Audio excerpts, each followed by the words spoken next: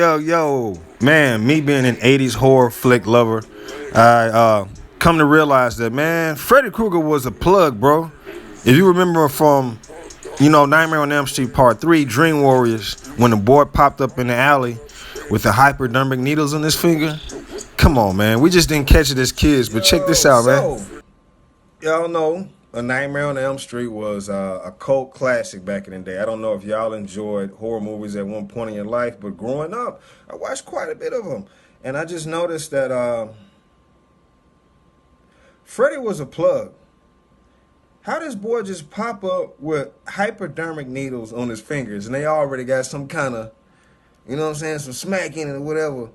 But Freddy was a plug, man. How do you become... Yo. So, A Nightmare on Elm Street 2, right? The sequel to the original. Well, man, this is crazy. So, Freddy's found a new way to come back to the real world to get to people, to kill kids again by possessing, the main character here. I don't even remember his name because this one was just one of them crazy ones. But the boy got Grady screwed over. Like, how you gonna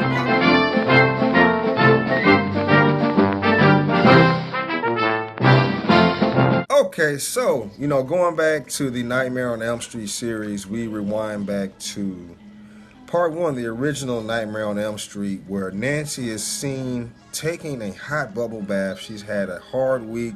She's lost some friends to some gruesome, grisly deaths, and she's just worn out, right? So, she gets... Yo. Keep it real with you, bro. If this ever happens to me, just pull the plug on the breathing machine, bro. Come on, dog. What kind of person was Freddy, bro? You gonna write a whole message on the boy chest and torso? Like, come on, dog. He's done forever. There's no way he's gonna make it to the prime after that, bro. Come on. No chick's gonna like all that. I mean, they like tattoos, but damn, bro. Yo, don't hesitate to smash that like button, baby. And don't forget, if you're new to the channel and this is one of your first times here, hit that subscribe button, baby. And everybody, if you're liking it, join together and hit that notification bell, baby, so you get the food while it's hot, baby. You dig, man? Yo. So it's amazing. I've done so much research and I've watched so many Nightmare on Elm Street movies that it kind of fell upon me to go over a few of the ways that Freddy Krueger can be defeated. And I chose A Nightmare on Elm Street 1 through 3 to kind of illustrate this actual story for us today. So, initially Freddy Krueger was a child killer. He was burned to death in his own boiler room or wherever he was killing people, killing kids. And, he got his powers and stuff that way. And he was tormenting the kids on Elm Street in an act of revenge through their dreams. And, he popped up in part 1, he went after Kristen first. He was kind of acting goofy, but he went on ahead and made the kill, which was kind of gruesome. But he took out a lot of Nancy's friends, right? And it took really Nancy in part 1 to kind of show us how to defeat Freddy, at least temporarily, because he kept coming back. But, it took a moment, but she took Freddy's power away by stop believing in him. It didn't take long, though. The killing genius made it back and started revenge on Freddy's revenge on A Nightmare on Elm Street Part 2, where he decides to try a different way to come after his victims through, going and using their body, but he eventually gets destroyed by a kiss, right? And he comes back in part 3, and, he's back, he's fresh again, and they have to figure out another way to kill him because he's come back and he's come back with a vengeance. He's killing people all kinds of ways. He's not just coming and using the finger knives and stabbing folks. He is really getting creative with this one. And he gives the Dream Warriors in A Nightmare on Elm Street 3 hell at one point. And, he actually reveals to everybody that his powers comes from the souls of the kids that he murders.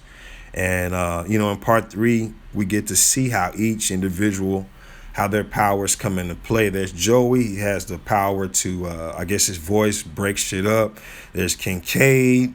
He's the muscle. He's the power guy. You know, kind of ironic sometimes when you see him get sent to the quiet room. But in a nutshell, you know, Freddy ends up getting his revenge on Nancy in this one.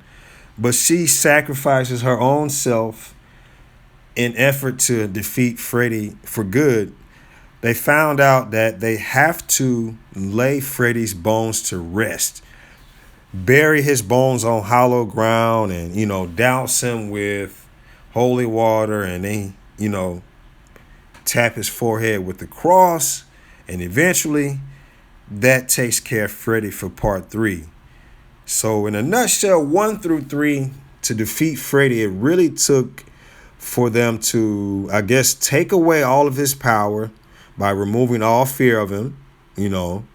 Then secondly, it looks like, I guess they used the power of love and friendship with the kiss or whatever. And then the third time was to bury his bones on hollow ground, right? An official burial. And it looks like this one got religious. So, you know, check it out, man. For more analysis on these Nightmare on Elm Street reviews, man, get at your boy. And if you like the content, hit that like button. And as always, if you're new to the channel, hit that subscribe button. And everybody, don't forget to hit that notification bell, baby. Appreciate it. Y'all take it easy. Jip. Yo. You know what? I wanted to kind of go over some more on this, how to defeat Freddy Krueger. You feel me? When we last left off, on Nightmare on Elm Street 3, where they finally figured out how to kill Freddy Krueger by putting his bones to rest on hollow ground, right? And in the process, looks like we end up losing, you know, one of our main characters, right? And it was crazy. You know, Heather Langenkamp was like, aside from Robert Englund, was like one of the flagship characters. And, you know, Nancy does not make it to see A Nightmare on Elm Street 4, which is kind of sad, but at the same time, we're ready to see which direction this franchise is going to grow in, right? And we pick up by this new kind of nuance where Freddy is able to regenerate and stay alive and do things by using and manipulating the souls of the kids that he's murdered and tortured over the years, right? So that comes to play later on in A Nightmare on Elm Street 4, right?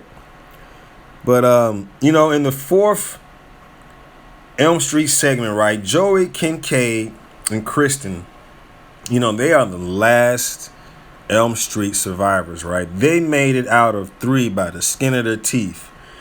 And it's kind of almost disrespectful in a way that, you know, right off the jump, you know, 0 to 100, the 3 survivors are blitzed. Freddy didn't waste no time, right?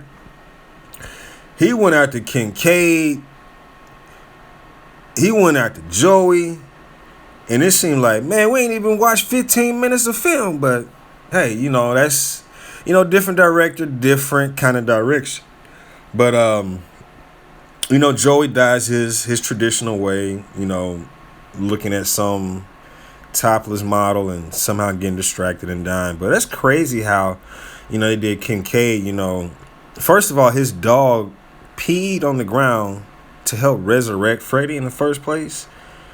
And then, you know, he leads him to a junkyard where Kincaid is, you know, surrounded by these beat up cars and trucks. And, you know, Freddy, you know, gives him the old finger blade to the belly treatment. And it was just kind of crazy because it's like, come on, man, y'all let them go through all this hell in part 3 just to get taken out almost sniper style in part 4. But before Kristen dies, she summons Alice, right? Alice is a new character, but she's going to end up being the new heroine in this segment of, you know, part 4. So, you know, she brings Alice into the final dream that she has. And this allows Freddy to access to kill kids who weren't related to the parents who burned them to death, right? And, you know, part 4 overall was pretty good. It was designed for the MTV generation. So, you know, they gave Freddy this dynamic screenplay. He's more of who they're trying to get the fans to focus on. He's the guy that's going to be seen over and over. So they've given him the spotlight. They're giving him all these one-liners, all this, you know, kind of halfway awkward comedy. And you just realize that part 4 is a heavier layer of comedy than horror. And the kills were sort of off the wall. Example, the wanna suck face kill scene was kind of weird because, you know, the girl's a high school student and you got Freddy like giving her a kiss to kill her. So I don't know, that's kind of territory I really don't want to dabble in too much. But even though Freddy's death was weird, he dies from seeing his reflection.